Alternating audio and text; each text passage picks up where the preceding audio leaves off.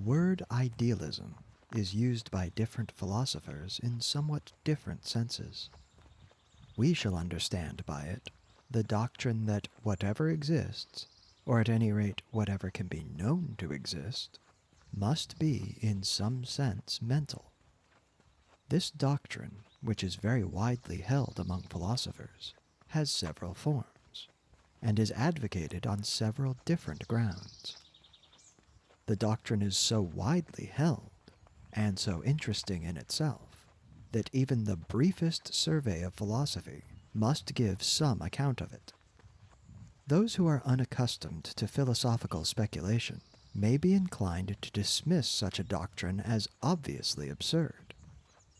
There is no doubt that common sense regards tables and chairs and the sun and moon and material objects generally as something radically different from minds and the contents of minds, and as having an existence which might continue if minds ceased.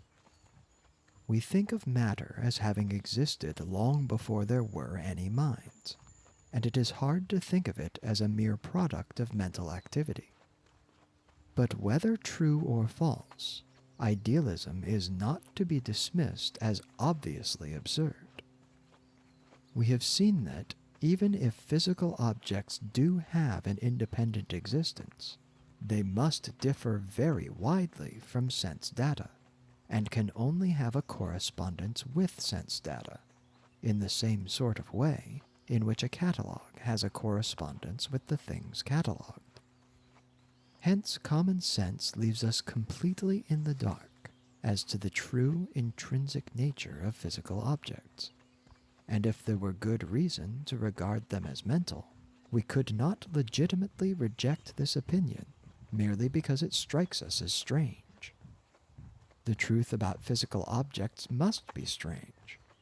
It may be unattainable, but if any philosopher believes that he has attained it, the fact that what he offers as the truth is strange ought not to be made a ground of objection to his opinion. The grounds on which idealism is advocated are generally grounds derived from the theory of knowledge, that is to say, from a discussion of the conditions which things must satisfy in order that we may be able to know them. The first serious attempt to establish idealism on such grounds was that of Bishop Berkeley. He proved first, by arguments which were largely valid, that our sense data cannot be supposed to have an existence independent of us, but must be, in part at least, in the mind, in the sense that their existence would not continue if there were no seeing or hearing or touching or smelling or tasting. So far, his contention was almost certainly valid, even if some of his arguments were not so. But he went on to argue that sense data were the only things of whose existence our perceptions could assure us, and that to be known is to be in a mind, and therefore to be mental.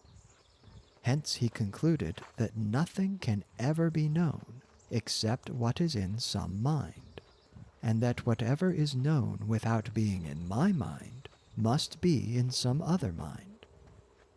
In order to understand his argument, it is necessary to understand his use of the word idea.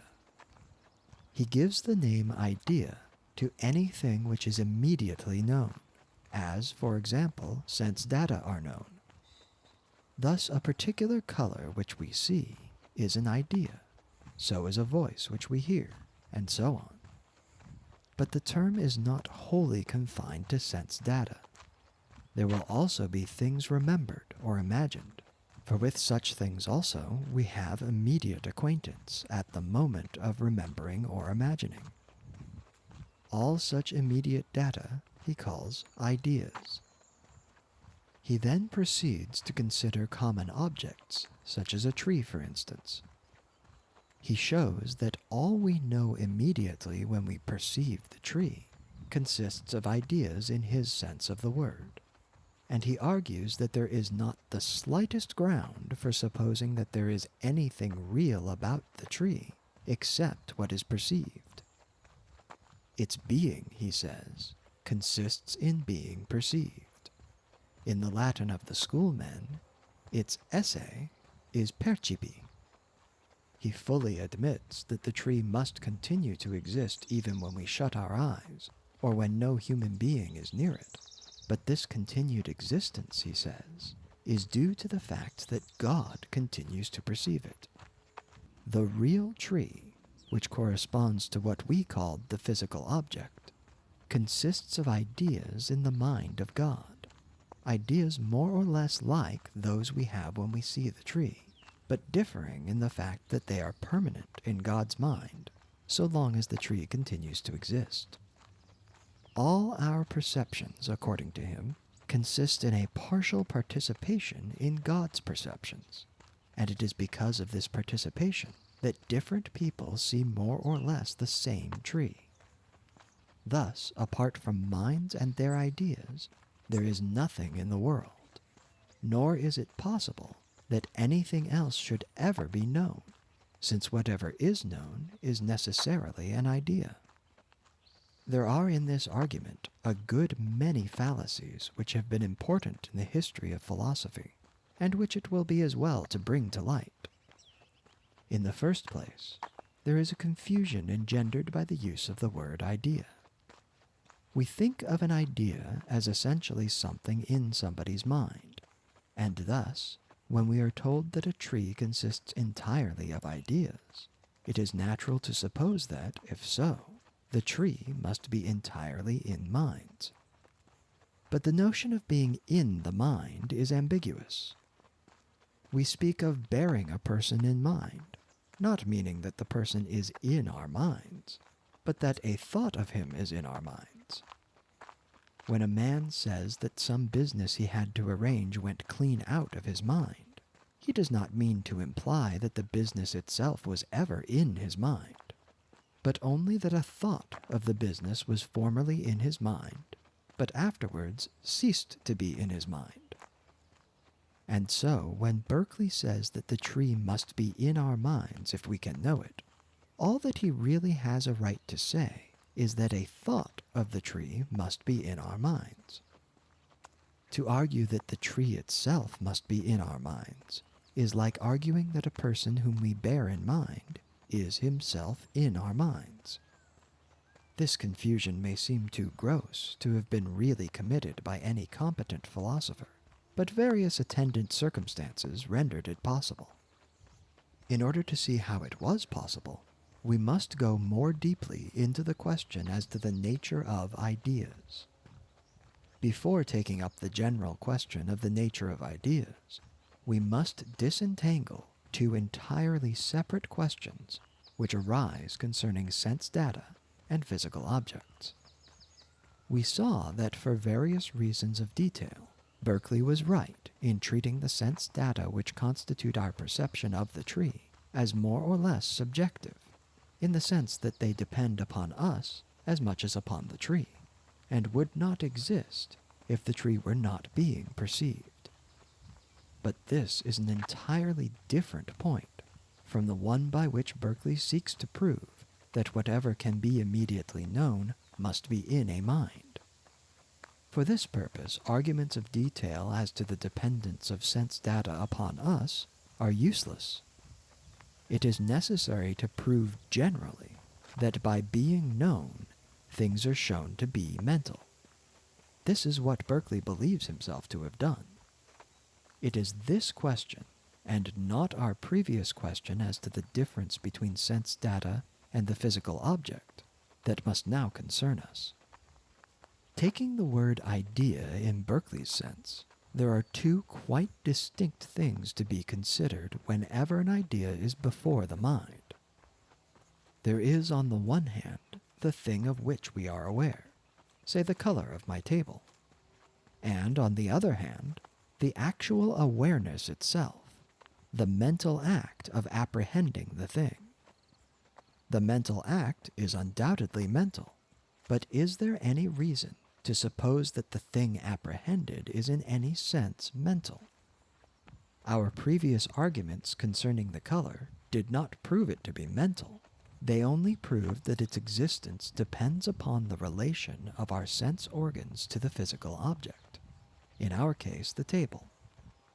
That is to say, they proved that a certain color will exist in a certain light if a normal eye is placed at a certain point relatively to the table. They did not prove that the color is in the mind of the percipient.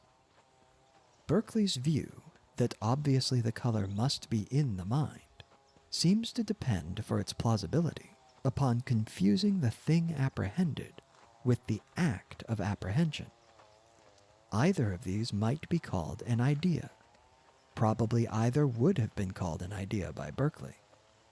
The act is undoubtedly in the mind. Hence, when we are thinking of the act, we readily assent to the view that ideas must be in the mind.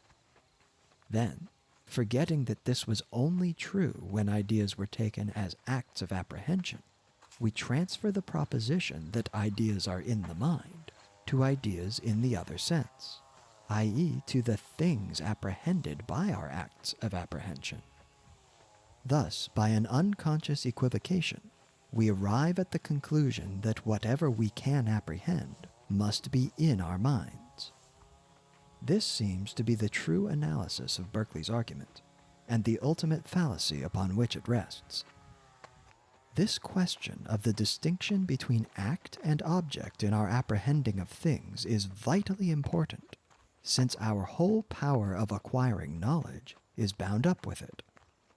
The faculty of being acquainted with things other than itself is the main characteristic of a mind. Acquaintance with objects essentially consists in a relation between the mind and something other than the mind. It is this that constitutes the mind's power of knowing things. If we say that the things known must be in the mind, we are either unduly limiting the mind's power of knowing, or we are uttering a mere tautology. We are uttering a mere tautology if we mean by in the mind the same as by before the mind, i.e., if we mean merely being apprehended by the mind. But if we mean this, we shall have to admit that what in this sense is in the mind may nevertheless be not mental. Thus, when we realize the nature of knowledge, Berkeley's argument is seen to be wrong in substance as well as in form, and his grounds for supposing that ideas, i.e. the objects apprehended, must be mental, are found to have no validity whatever. Hence, his grounds in favor of idealism may be dismissed. It remains to see whether there are any other grounds. It is often said, as though it were a self-evident truism, that we cannot know that anything exists which we do not know. It is inferred that whatever can in any way be relevant to our experience must be at least capable of being known by us. Whence it follows that if matter were essentially something with which we could not become acquainted, matter would be something which we could not know to exist, and which could have for us no importance whatever. It is generally also implied, for reasons which remain obscure, that what can have no importance for us cannot be real, and that therefore matter, if it is not composed of minds or of mental ideas, is impossible and a mere chimera. To go into this argument fully at our present stage would be impossible, since it raises points requiring a considerable preliminary discussion. But certain reasons for rejecting the argument may be noticed at once. To begin at the end, there is no reason why what cannot have any practical importance for us should not be real. It is true that if theoretical importance is included, everything real is of some importance to us, since, as persons desirous of knowing the truth about the universe, we have some interest in everything that the universe contains. But if this sort of interest is included, it is not the case that matter has no importance for us provided it exists, even if we cannot know that it exists. We can, obviously, suspect that it may exist, and wonder whether it does. Hence, it is connected with our desire for knowledge, and has the importance of either satisfying or thwarting this desire. Again, it is by no means a truism, and is in fact false, that we cannot know that anything exists which we do not know. The word know is here used in two different senses. In its first use, it is applicable to the sort of knowledge which is opposed to error, the sense in which what we know is true, the sense which applies to our beliefs and convictions, i.e., to what are called judgments.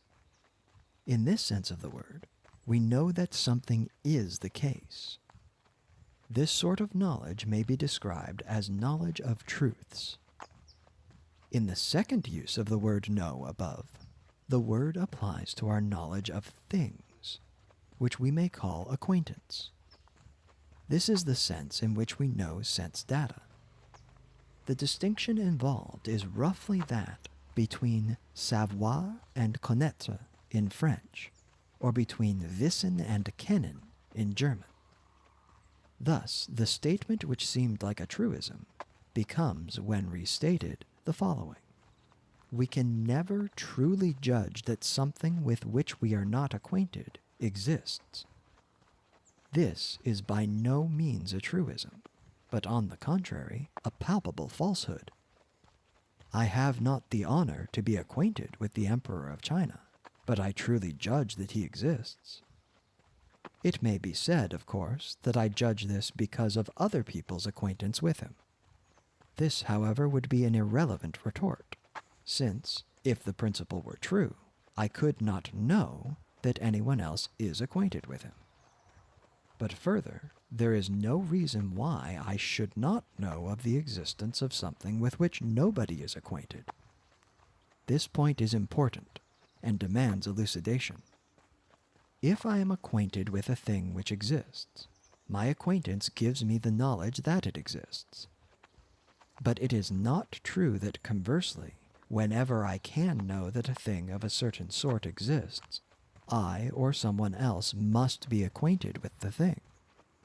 What happens in cases where I have true judgment without acquaintance is that the thing is known to me by description, and that, in virtue of some general principle, the existence of a thing answering to this description can be inferred from the existence of something with which I am acquainted.